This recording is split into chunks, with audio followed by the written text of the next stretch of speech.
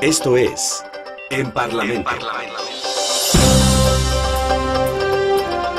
Un programa plural, conducido por el periodista Sócrates Francisco, director de la prestigiada revista Mundo Legislativo. Un programa incluyente, donde se escuchan las voces de todos los parlamentarios de las fracciones representadas en el Congreso de la Unión, los Congresos de los Estados y la Asamblea Legislativa del Distrito Federal. En Parlamento. Un programa en donde en cada emisión se abordan los temas que le interesan a usted y que afectan su vida, con los especialistas que saben de lo que hablan y, por supuesto, con usted, que también participa con su opinión. Con ustedes, el periodista Sócrates Francisco.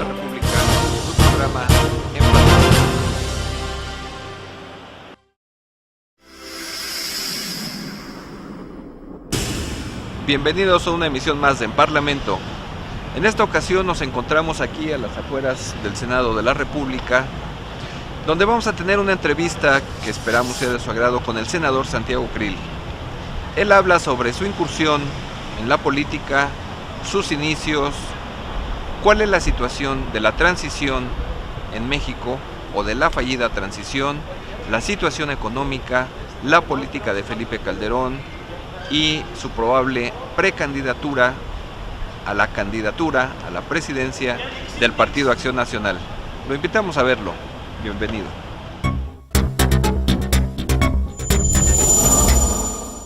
Bueno, pues en primer lugar, soy mexicano, no solamente por nacimiento y porque mis padres son mexicanos, realmente soy mexicano por convicción, porque creo en mi país, creo en mi historia. Es de Chihuahua, senador. Mi familia es de allá, yo ya nací en la Ciudad de México,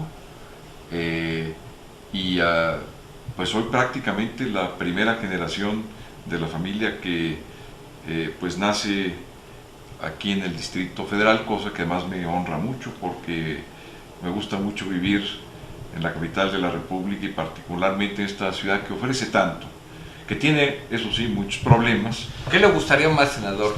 ¿Ser jefe de gobierno o presidente de la República? Me gustaría servir a mi país de la mejor manera. El puesto no es que sea lo de menos, pero es secundario. Para mí el servicio público es realmente lo que me convoca, lo que me llama, es la vocación, es poder mejorar las cosas en el país, particularmente las cosas que nos plantean más problemas a los ciudadanos. Pues urge, porque para cómo están las cosas, senador, y sobre todo para cómo se han descompuesto, voy a hacer una referencia muy directa a estos últimos 3 años, es muy delicado lo que está sucediendo. Pero, ¿qué hacía su familia en Chihuahua? ¿Son financieros? ¿Su familia es, a qué se dedicaba? No, pues vivieron allá por muchas generaciones, sí. Se dedicaron al campo, fundamentalmente, y a la política. Entonces, trabajaban, pues, sobre todo en un estado que estaba en vías de construcción.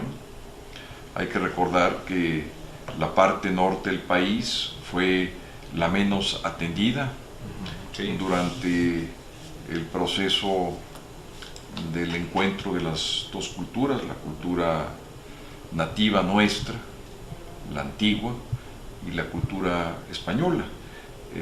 Se atendió poco lo del norte, el norte llegaba pues casi hasta San Luis Potosí, quizás Zacatecas, y a partir de ahí pues era un páramo, y auténticamente era un páramo en el sentido de desierto y en el sentido de muy poca población. Mi familia llevó muchos años desde que se establecieron en el norte del país. ¿Tiene que ver que se llame Krill, el lugar, por sus antepasados? Sí, un bisabuelo mío fue gobernador del estado y fue un gran constructor de obra pública durante su gestión como gobernador. Una de sus obras públicas importantes fue haber construido el tren que va desde Chihuahua hasta el Pacífico, hasta Topolobampo. Entonces él fue el que logró el financiamiento, puso pues todos los ingredientes, los constructores, los inversores y quienes tuvieron la visión tan importante de sacar a Chihuahua hacia el mar. Entonces, esa estación es en recordación a un bisabuelo mío, Enrique Secril, que fue, entre otras cosas, gobernador del estado de Chihuahua. Fue diputado federal, empezó su tarea política desde integrante del ayuntamiento en la capital de Chihuahua y después fue desarrollándose hasta ser secretario de Relaciones Exteriores y embajador de México en Washington. Ya ha habido presidentes con antecedentes de familias muy tradicionales. ¿Está de acuerdo? Bueno, pues yo creo que siempre los antecedentes Sirven. Son buenos o son malos, todo depende. Exacto, sí. Pero yo espero que... ¿Y cómo entra Santiago Krill a la política, senador? Bueno, pues mire, fundamentalmente, Francisco, por un deseo de sumarme a una generación que deseaba hacer el cambio democrático en el país. Empecé como observador de elecciones. ¿Cuándo fue esto? Pues alrededor de los años 90, a principios, cuando las elecciones pues se hacían de otra manera. Sí, claro. Eran fraudulentas, sesgadas, el voto no contaba ni se contaba tampoco. En fin, era otra historia que quizá hoy en día alguien que tenga 18 años pues no pueda comprender la lucha que fue para una parte de mi generación el haber logrado elecciones libres, el haber logrado, por ejemplo, que en el Distrito Federal se eligiera un jefe de gobierno. Sí, claro. Me tocó participar en el año de 1993, en la primavera, el 21 de marzo de 1993, llevamos a cabo un grupo de ciudadanos, un plebiscito, en donde le preguntamos a la ciudadanía, al habitante del Distrito Federal en aquel entonces, si deseaba o no elegir a un jefe de gobierno, si deseaba o no contar con un Congreso local, hoy la Asamblea Legislativa, Así es. y si deseaba o no que el Distrito Federal se convirtiera en una entidad más, como lo es Chihuahua, como lo es Jalisco, como lo es Campeche.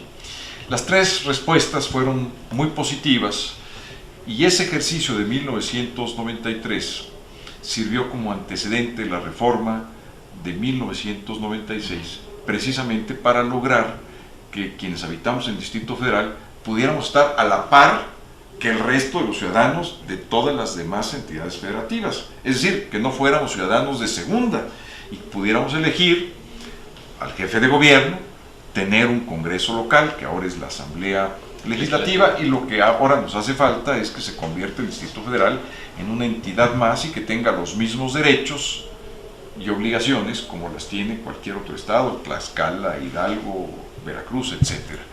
Bueno, pues mis antecedentes son como participante de grupos cívicos, en primer lugar como observador de elecciones, en segundo lugar como activista de algunas de las reformas políticas que después se hicieron realidad, una de ellas la reforma en el Distrito Federal, pero también, por ejemplo, la independencia y la autonomía de los órganos electorales, que ideamos y propusimos en el seminario del Castillo de Chapultepec en 1995-96. De ahí surge la reforma política, quizá la más importante que se ha llevado a cabo en el país, en donde se transforma lo que son las elecciones, las reglas para hacer elecciones y las autoridades electorales del país. ¿Fue un cambio obligado por la sociedad civil, por la situación económica, por la situación política, por el desgaste del viejo sistema que había prevalecido durante muchos años? ¿A qué se debió? ¿A qué lo atribuye, senador? Yo creo que todo lo que estaba pasando en México en aquel entonces, un sistema priista ya muy desgastado, muy del viejo estilo, que funcionaba, pero funcionaba ya de una manera muy limitada, con enorme ineficacia desde el punto de vista social, pero también lo que estaba pasando en el mundo. Hay que recordar que en la década de los